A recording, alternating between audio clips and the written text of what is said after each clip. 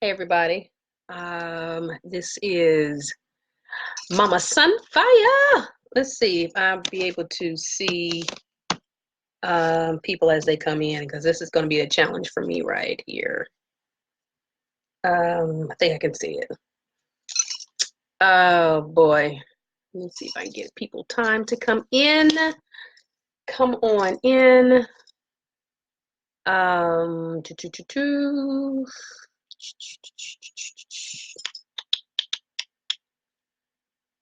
Hello, hello, welcome, welcome. Hey Sylvia. Hey, Tova. Hello, hello. Sylvia, next time you talk to your grandson, tell him I said smooches.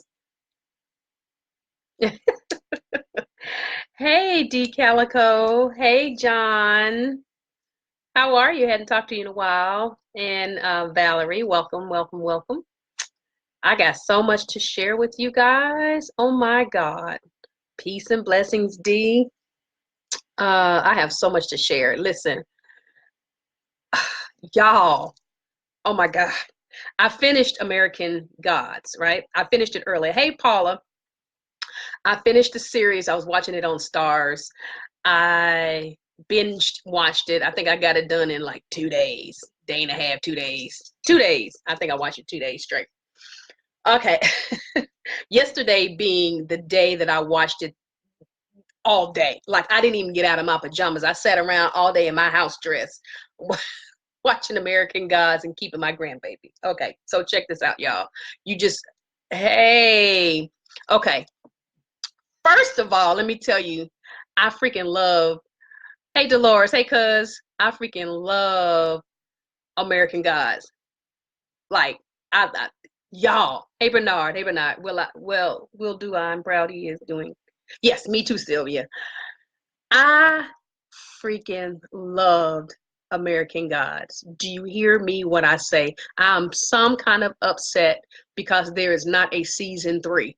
I don't know where I have been, but I've been sleeping on that show. It was fantastic. As I posted before, hey Lamar, as I posted before, I have a couple of characters that I really connected with that I liked. One of which was Bilquis. Y'all, if you don't know who, hey Carly, if you don't know Bilquis, you gotta watch American Gods because when she put them people up her hoo ha, I was like, bitch. Okay, all right. So Belquist, I liked, right? I liked her character. I liked her energy. I liked what she represented, who she was as far as love and romance and intimacy and sexuality. I love that. Okay, but I felt some kind of way when she like bailed. You know, I'm not gonna tell it if nobody's watching it.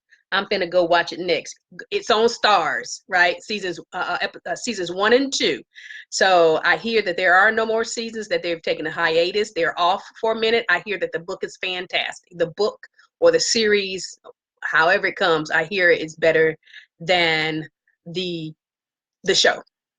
Okay, so now of course everybody knows Mr. Nancy and that scene when he was talking to the slaves on the slave ship. Okay, Mr. Nancy was freaking hilarious, and I love Mr. Nancy. I love the spider. I loved him. Right. Um, the wife, Miss Moon, she was a badass. I loved her. I mean, I loved everybody. I liked the leprechaun. He was funny. You know who I didn't like, who I didn't trust, I felt some kind of way, was Odin. Okay, but I'm not gonna talk about him. Okay, now let me tell you who I connected with. This is what I'm gonna tell y'all.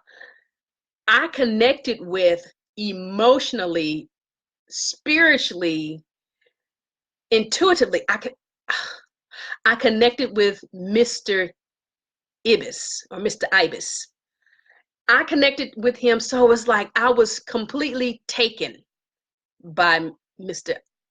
Ibis, right? Except for Moon, Shadow Moon, he was fine. But anyway, but I digress. Okay, anyway, so here's the thing. Now, just keep in mind, I said Mr. Ibis.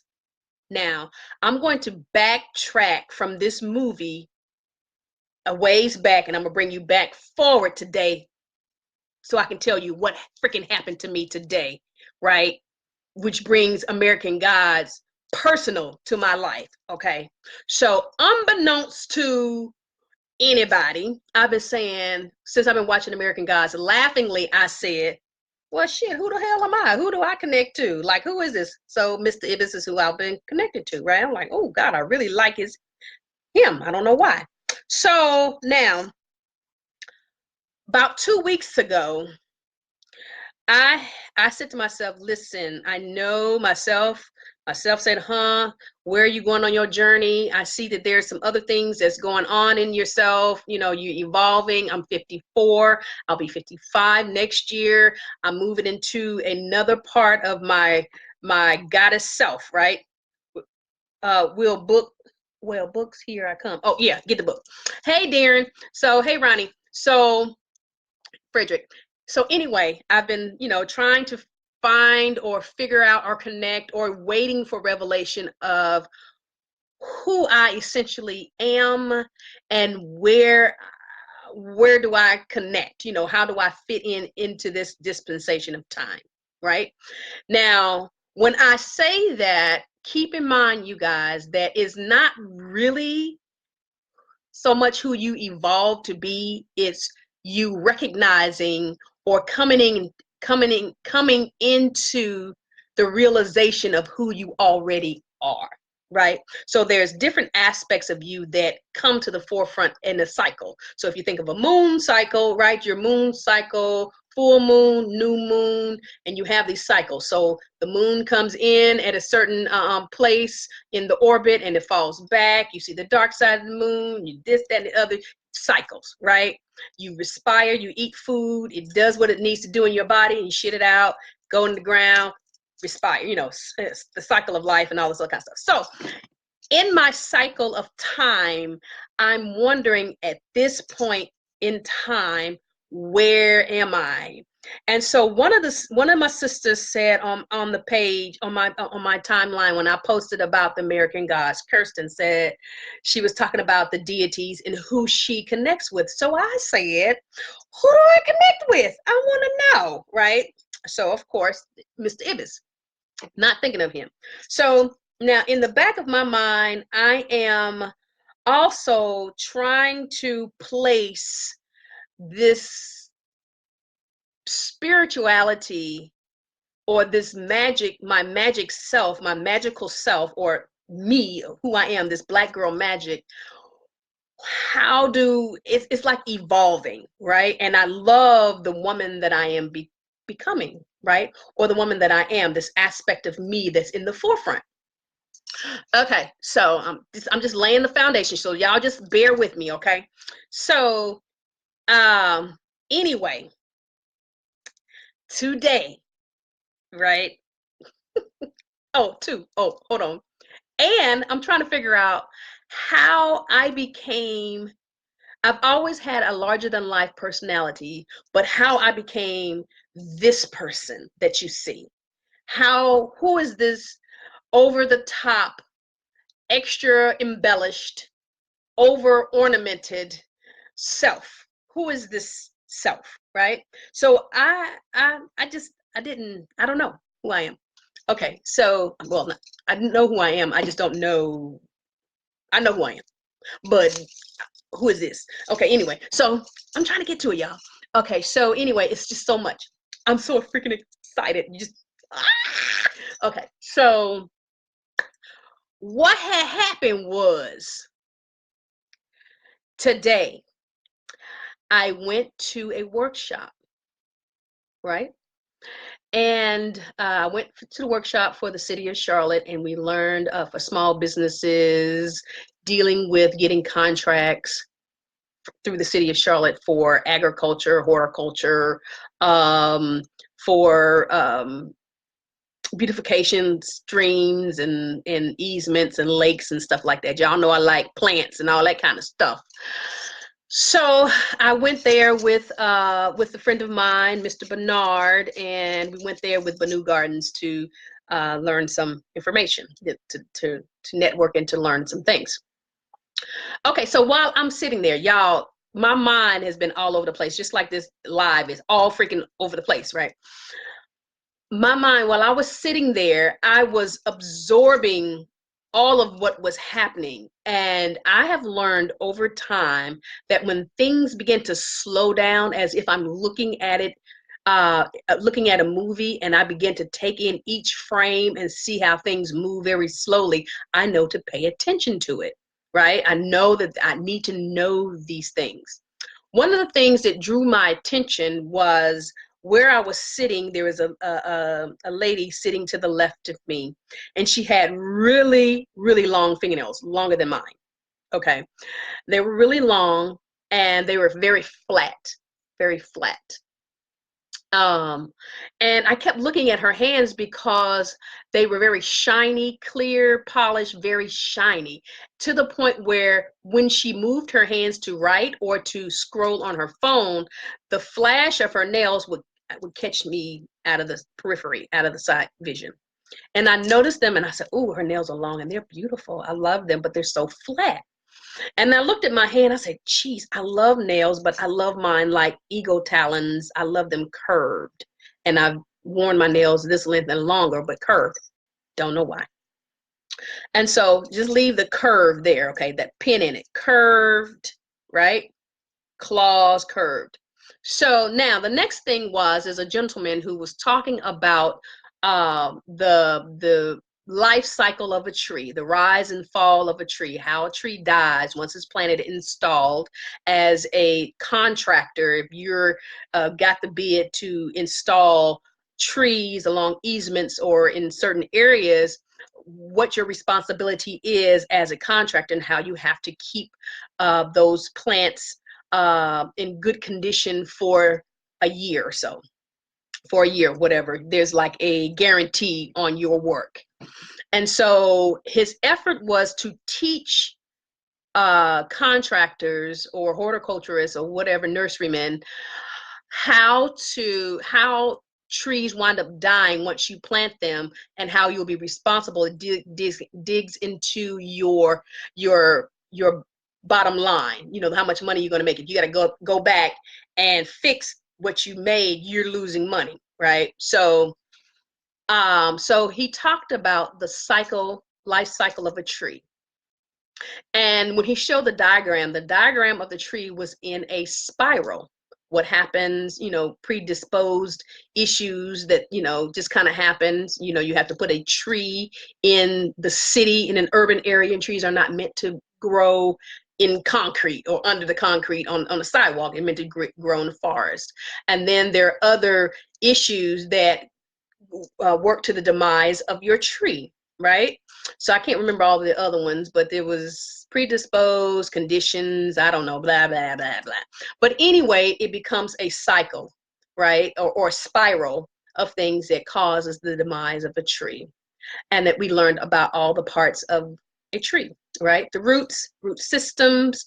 We learned about the root spray, how to effectively mulch a tree, what an incorrect mulch looks like on a tree, how trees die from fungus, blah, blah, blah, blah. All of that I'm listening to very intently because it's botany, and I love botany, and I'm studying to get my to be a master herbalist. So I was very caught up in that, but out of the periphery, I could see her nails, and I could not figure why this was part of my frame, why I was listening to this, while I'm being distracted by this. So anyway, once I really got, he started talking about the tree, and I was connected to the tree. Right now, as you know, in American Gods, Shadow Moon was having dreams about trees, right? The tree was attacking him. He had dreams about skulls. And let me put a pin in it. I want you to see my ring. Okay, look at my ring, right? Those are skulls. I am preoccupied with skulls. I love skulls. And of course, we understand in the movie, in the show American Gods, the skulls generally mean ancestors, right? Trees generally mean ancestry, right? okay, or the ancestors of some sort. So he had those connections with tree ancestors energy, right? And so, and then the buffalo being native, having all of these kinds of indigenous or connectivity to the tree. And as you can see, I have a tree of life earring, so you know I love trees.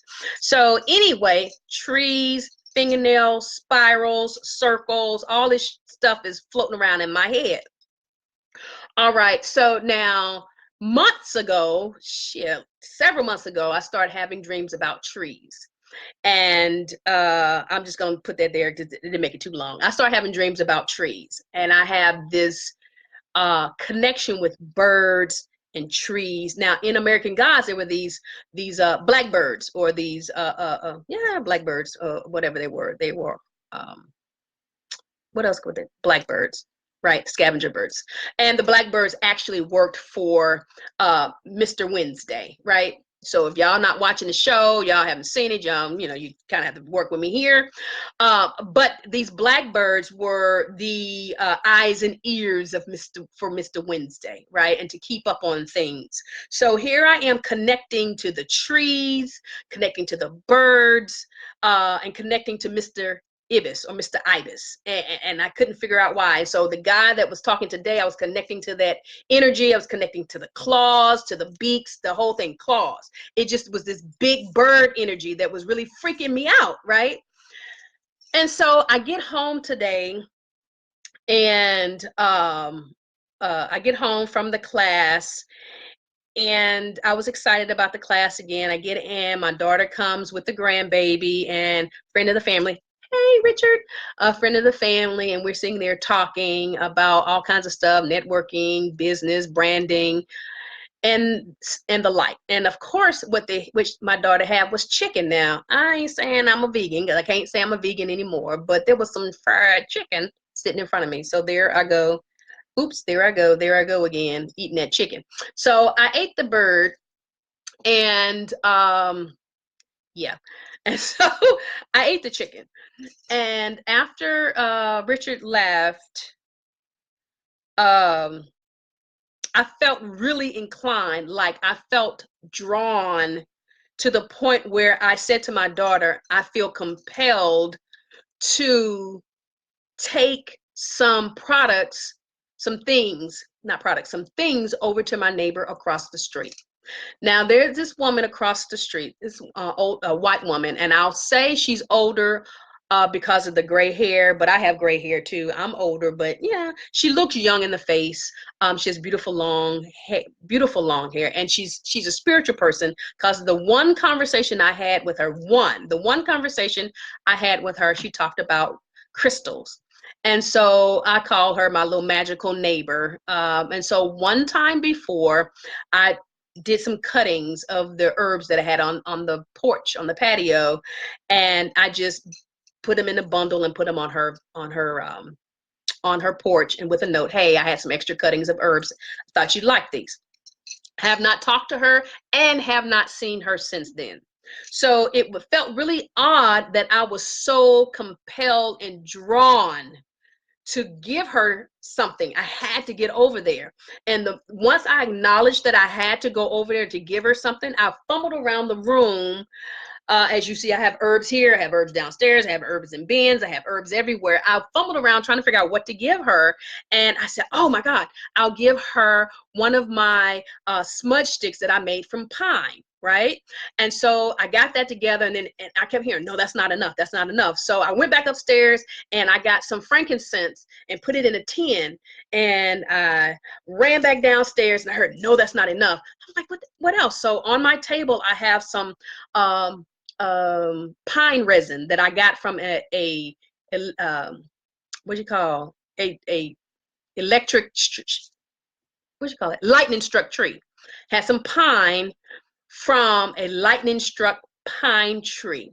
So I added the pine resin, you know, I have balled it up in a ball, and I put it in the little silver tin for the lady, right? And then I heard, that's not enough. So as I was going out the door, I picked up my scissors and I cut some of my fresh mint. So there I go across the street to the neighbor to give her her products, you know, her items. And I didn't know why. And so I did that, keeping in mind that I'm still on a high from this meeting, right? About horticulture. I go to her house. I sheepishly knock on her door, like, "Hey, neighbor, I'm sorry to interrupt. You know, she's at home." And I say, "Hi, I have some things that I feel compelled to give you." And she really didn't know what they were.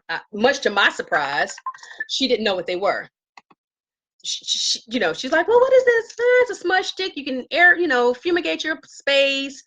And I'm thinking, oh, pious and holy, she probably need to, you know, fumigate her place. She probably need her energy, might need, you know. And I was like, whatever, you know, get out of that judgment zone.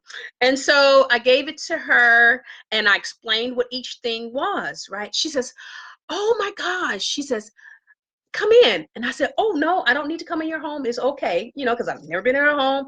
That was the only second time I've ever talked to her. She says, "No, no, no, come in." She said, "I have something for you." So before I could get in the door, she whipped out this thing. Y'all look. Y'all look. I don't even know who's here. Who's here? Anybody here? Give me a thumbs up. Y'all tell me who's still here. Hey, Stacy. Hey, Daryl. Hey, Chris. Hey, Booker. Hey, Sophia. Hey, China. Hey, Clueza. Miss Vega. Hey, how you doing? This is what she gave me.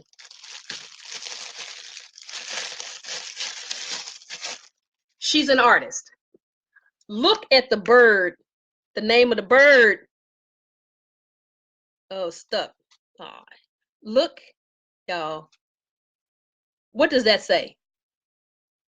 Don't that shit say Ibis? She gave me a bird that she drew, the Ibis, right? She also drew, these are her watercolors, a hummingbird. And she gave me this. This is a hummingbird. But of course, what stuck out with the first thing that was in her little packet that she gave me was an Ibis. Now, remember I told you that I was drawn to Mr. Ibis on American Gods, right? So, you know, when I saw it, I was like, "Oh shit, really?" Like, ma'am, what's going on? Her name is Tina Quizon, something like that. This is her information. So if you guys want to order some artwork from her, please, you know, talk to Tina. Hey, Stacy. Okay, the Ibis, right? So now my ears are perched up. I'm looking like, "Oh shit, what the heck? You know, what is this symbol? What is this message? What am I getting? What's going on?" And I couldn't wait to get home so that I could start looking up the meaning of Ibis. Now, in American Gods, Mr. Ibis was the funerary coordinator. He worked in a funeral home, and it was his responsibility to care for the dead. Okay, he took care of the dead. He nursed them back to health if they had been injured, people who had been injured. So any of the gods that had been injured, he nursed them back to health. He took care of the human people, and if they died, he, you know, did all the preparation in a mortuary service. But he had been there forever in Cairo, in Egypt. Remember, it's called Cairo. I forgot where they were, Wisconsin, but remember Cairo or Cairo, Egypt. Egypt and Ibis, those two are connected. Okay, this is, my, hey Sharon. Okay, so now I got the Ibis, right? And I'm saying, "Oh shit, there's something about the Ibis. How does this relate to me?" So now in American Gods, there were three ancient African gods. There was Bilquis, Mr. Ibis, there was a spider, and I can't remember, Mr. Nancy is a spider, and then there was Anubis, but I don't know where he went. Okay, so that was four, but all in all, there was three main African deity, right? Egypt, right? So I said, cause of Kirsten said, "Oh, the deities, you know, I want to, you know, mine connected all the deities that I work with," and she didn't really connect with American Gods. Well, I was saying, well, which deity am I? Then bam-a-lam-a-lam, here it comes, Ibis, right? Ibis. Wait a minute. Which deity am I? Ibis. So let me tell you the research quick Google research that I did on Ibis. I'm so excited about this. Y'all still hanging with me? Okay, so I said, now there's some shit that I need to remember. What is the universe, source, all, God, you know, name, self, whatever you want to say, the one, what is being said to me today and for me to watch out? First of all, it said that Ibis, I got to look, I wrote it down. Oh, y'all can't see it. Wrote it down. It says an Ibis or an Ibis. Okay, Ibis, the nomenclature or the Latin name for Ibis is Threscoronus anthiopicus. Threskiornis. Second word, anthiopicus. Aethio.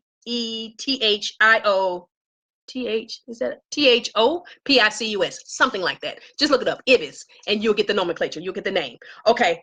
The research that I get, right? The ancient Greek breakdown or the etymology of Ibis in its Latin name is Threscos, right? Thres meaning three, right? And Threscos in the ancient Greek means religious or devout or sacred, right? And the orbis, the other part of that the other part of that word means bird. So the ibis is actually a sacred bird, right? Of Aetho, Ethicopicus, however you say it. Well, I looked that word up, okay? And that word actually follows itself back to the word Ethiopia, okay? Ethiopia being in Africa, around the Horn of Africa, right? So the ibis is a sacred African bird. That's what it means. Sacred African bird. That's the name, right? And it's sacred to Ethiopia, sub-Sahara Africa, and places thereabout, right? So I'm like, oh shit, right? I'm say African bird. So of course, in American Gods, Mr. Ibis and the other ones were African ancient deity, right? All right. So then I said, well, that's really phenomenal. And so I said, well, okay, you know, Ethiopia, the original name of Ethiopia was Abyssinia, right? Abyssinia is Abyssinia, Abyssinia, right? Well, in etymology, the Egyptian lettering for it is AGJ or APJ or whatever, but the Greek lettering is IBS. Ibis, right? I'm like, oh shit, right? So I'm excited. So then I said, okay, so apparently I am the Ibis, or the character that source wants me to understand, for me to connect to, is the Ibis. And the Ibis bird is representative of Thoth, the Greek name Thoth. He's not the Greek, but the Egyptian god Thoth, given it by the Greek name. But the Egyptian name for Thoth is Tahuti or Tahuti. All right, so Tahuti is the god of wisdom, the god of mathematics, the scribing, the writing god, right? The god of magic, the god of the moon, the god of what was the other one? Wisdom, moon, magic, art, right? All of these wisdoms, right? Okay, so now having looked at that, I mean, I kind of knew that anyway, but so here we have that Thoth or Tahuti is also depicted as a man with the head of an ibis, right? So I was saying to myself, okay, self, okay, source, okay, higher self, or whatever, I get it. Okay, I'm connecting, I'm walking into, I need to be aware of this dispensation of myself, this part of myself that's coming to the forefront, or me realizing, really coming into the understanding of who I am. Now stop right there. So first of all, Thoth has a consort, two consorts, Ma'at and Seshet, right? Ma'at is the divine balance, and Thoth was the divine balance as well, because he kept balance between the sides of the gods, the good gods, the bad guys, and when they're embroiled in battle, he's the one that healed them from the battle scars. So he's also dealing with medicine, and I'm an herbalist and I deal with herbal medicines. Okay, so then the ibis was one of the birds that was in ancient Egypt that was sacred because, well, let me just say, to Dahudi or Tahuti means he that is like the ibis, right?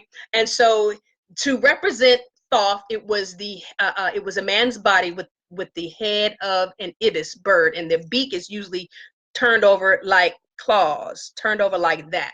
And it is the beak is used in the ibis to dig up invertebrates, which is like worms and earthworms. It also eats, it's a scavenger kind of bird because it eats everything else. It's an omnivorous bird, so it eats all kinds of things, reptiles, amphibians, frogs, fish. It kind of just, you know, it kind of looks like a stork or whatever. So, but it has great energy, and it symbolizes peace and unity and balance, right?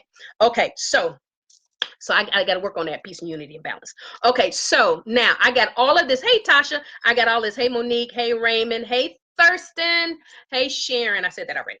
Okay, so now, so I said, okay, so myself saying, and so what does this mean? How does this apply to me? Where, first of all, I need to implement this wisdom into my life. But let me just tell you this, because I put a pen in and get ready to take the pen out. My name is Sophia, and Sophia is wisdom. That's what the Proverbs, the book of wisdom, right? So now here I am, the Ibis, with Thoth, or Dahudi, who is a representative of wisdom. Here I am, Sophia, the wisdoms, right? Now, here's the other thing. So when I was in church, hey, Kenya. So when I was in church, and I was a Pentecostal, right? And one of my many positions in places, things that I did in church, aside from being the deliverance minister and the apostle, excuse me, and the evangelist and the teacher, which Thoth was, Dahudi was the teacher. He was the scribe. Remember I said the scribe? So let me tell you what they used to call me and what my position was in church. My position was to write down the prophetic words that came during a service. When someone says, "Thus saith the Lord," I was to write down, "Thus the Lord said," through the vessel. And so it was my job to keep a book and writings of the things that God said, so that we could be able, so that we could use that as a point of reference to say that this prophecy came forward already. It was spoken by this person during this time, during this service, on this date. And here it is, a year later, 2 months later, 2 weeks later, however later it is, it has come to fruition, right? And so guess what they used to call me in church? They used to call me the Holy Scribe.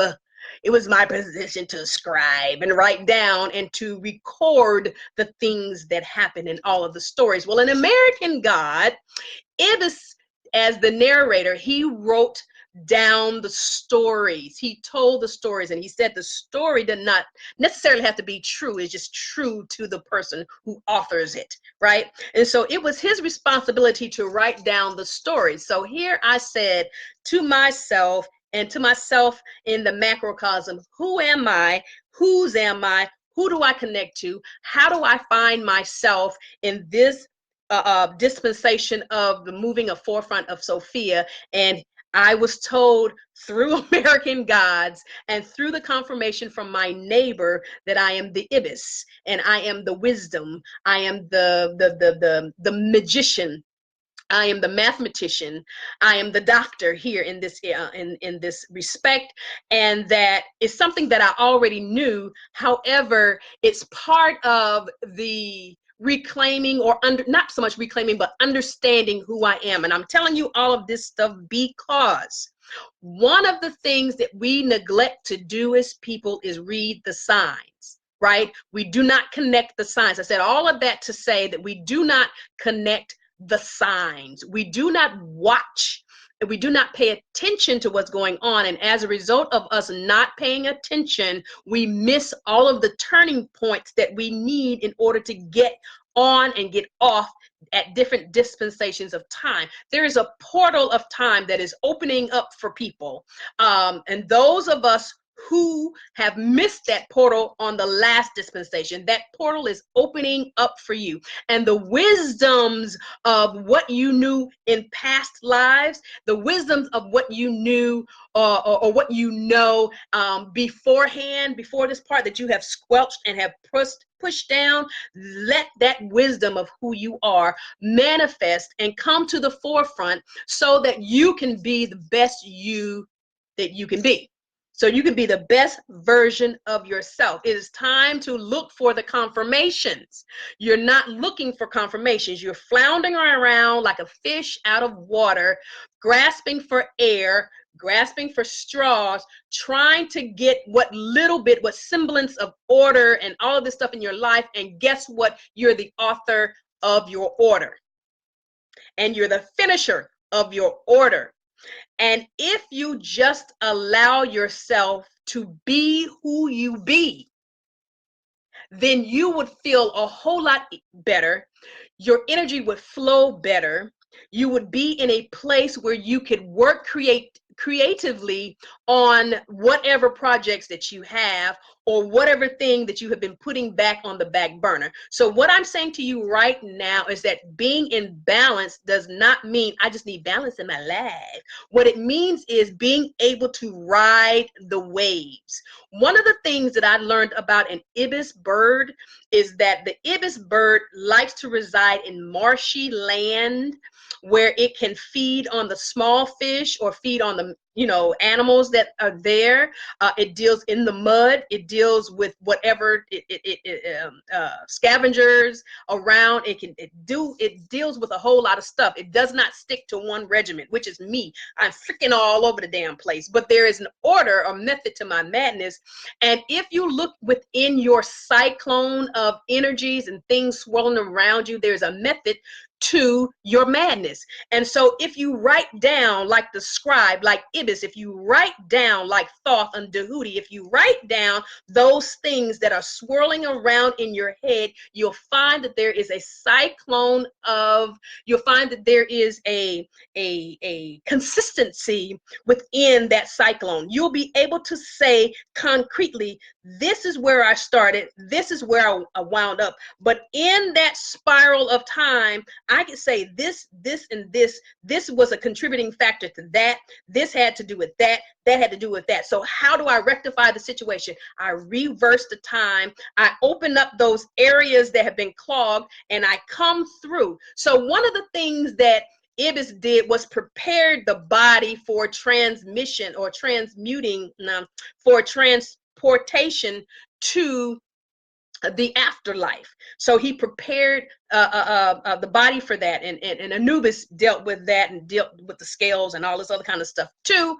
But it was his job to prepare. So what is what is Ibis saying to you? What is Dehudi saying to you right now?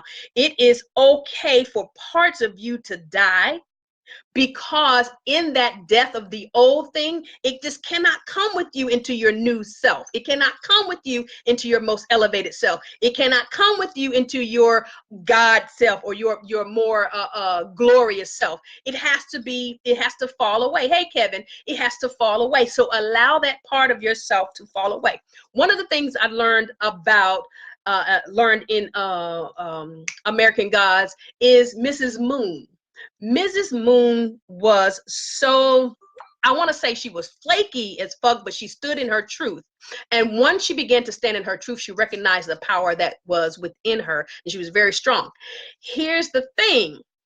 The thing is, what she decided to do was not accept things as they were.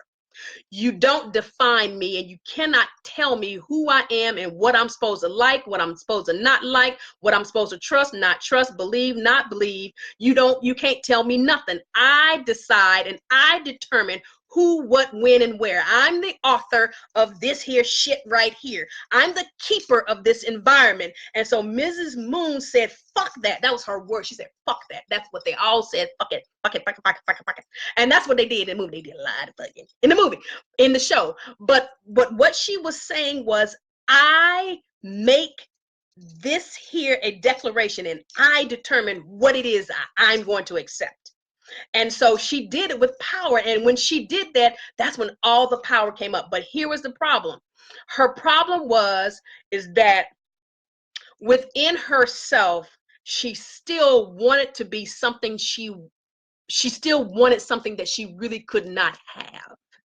And that was the love of her life, because she forgot the love that she had. She negated the love that she had, her first love. So the word for you is return to your first love. Return to your first love. Return to the place where you made the mistake. Rectify it to the best of your ability. Once you rectify that problem, or you go back to it and you make whatever amends you need to make, you do whatever you need to do, whether that person forgives you, whether the person don't forgive you, whether the person accepts you, whether the person don't accept you, it don't give a fuck. Just do what you need to do so that you can move to the next level. What did Christopher say? Thank you, Miss Sophia. I clicked on your video without knowing what you were talking about, but what you just said about riding the wave of imbalance and being a better version of yourself and letting a part of you die because you can't have it when you are becoming your elevated self was something I really needed to hear. I'm so glad, Christopher. I love you. I love you a whole lot, and you know I do. And this is true. You have to be at all costs. Just like when today in class, we were talking about the plant, the tree. We were talking about all kinds of plants, but specifically this guy was talking about trees, right? And so in American God, Shadow Moon was really plagued with dealing with this tree, with his ancestry, right? And part of what it is that we don't realize about ourselves is that we improperly care for our ancestry. We improperly care for our ancestry. We choke our ancestry out by doing things we think is what is going to benefit it, but in the long run, it's what kills it. So what do you need to help this tree to survive or to be the strongest tree? You need to make sure that the tree has the ability to breathe. And so that's what's important. For those of you going through things and you got a lot of shit happening to you, don't forget to breathe. You forget, you tense up, you know, your nervous system is all tense, and you have the fight or flight mechanism. You got the serotonin going on. I mean, not the serotonin, but your cortisol levels are high, and all these kinds of things. You're eating out of control. You're thinking out of control. You're stressing, and it's out of control. You can't get any semblance because you're in that cyclone. If you just respire, if you just breathe, right? And if you cannot catch your breath, trust that the space that you need right there at the base, at your root system, at your root spray, that there will be a breath. And I thought about when the breath, as I pictured in my mind while the man was talking about the tree and how it is improperly mulched, and how the mulch is choked up around the trunk of the tree, and they call that a pile of mulch that's choked up around the trunk of the tree, they call that a mulch volcano. And the problem with that is that the tree cannot get the air it needs through the root system. The root system, the root spray sprays along. If you ever seen a tree, it spreads out, the root system spreads out, but the little fine, small hair-like roots, hairs that come from your root, from the various roots, is where the tree gets its oxygen. And one of the ways it gets is uptake from the earth, the minerals, the water uptakes from the ground, and then it takes that water and that up to the tree, to the top of the canopy where the leaves receive the energy from the sun, and in photosynthesis it it creates a cycle of energy, a vascular system within the tree, an energy intake and extake, the metabolism of the tree, intake, outtake, and all this cyclical energy. So the issue here is that you feel like you're running around in a circle and you can't get your footing, you can't get yourself to go anywhere, you can't move forward. It's because you feel stagnated and choked, right? And it's all you need is air.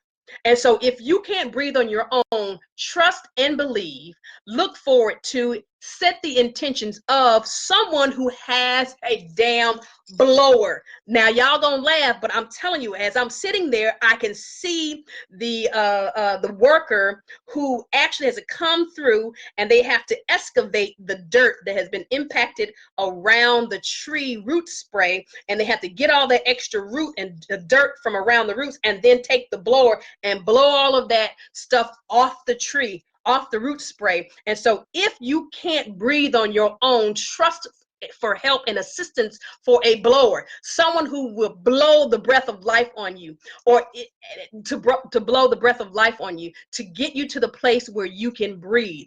Take a moment to take in consideration all of the dead things that you have connected yourself with, and then you'll see why everything feels so heavy, because you have not taken the breath that you need for your energy. Every time you breathe, you give yourself energy.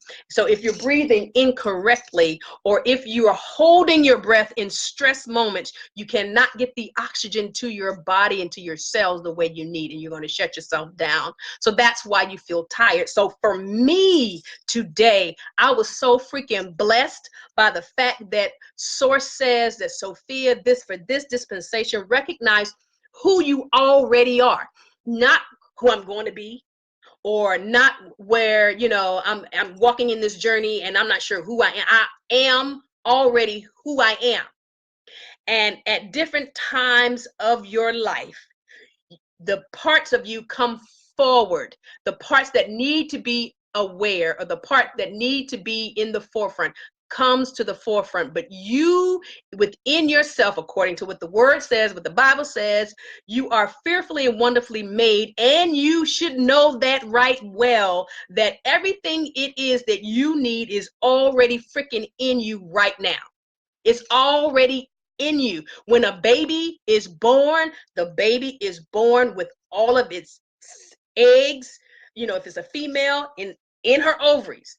When a baby boy is born, he has all his sperm and stuff in his scrotum. Is already there. You already have everything you freaking need in abundance, over and beyond.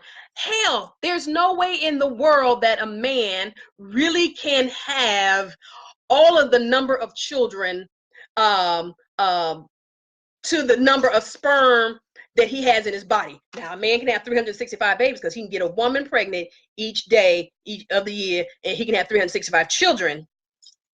However, a woman can only have one baby every 10 months, right?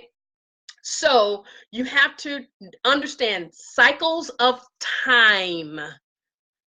Timing is what is coming forward. Timing. Understand the timing of things, right? Mathematics and rhythm and music and art has timing. These things have timing. Understand the time. When you plant things, there is a time. The Bible says that there is seed time and harvest. But I heard a minister say it's not seed time and harvest. When you put in the seed, it's seed time and harvest time. Seed time, time itself, and harvest time. And so keep that in mind. Hey, Jonathan, keep that in mind. Hey, Itel, keep that in mind, that today, according to American gods, it is a dispensation of time to get rid of the old things, to allow things that is going to die, allow them to die the hell on, go to the next level, right? Get your glorified body, recycle yourself, and come back anew. Be resurrected in the fullness and the glory of God. That's you, right? Peace, sis, peace. That is you. So this time, just know that there is someone praying for you. I'm praying for, if If it blessed me, I know it's going to bless one of you guys. So now, what do you remember? Scribe. That means to write shit down. Write the vision, make it plain, right?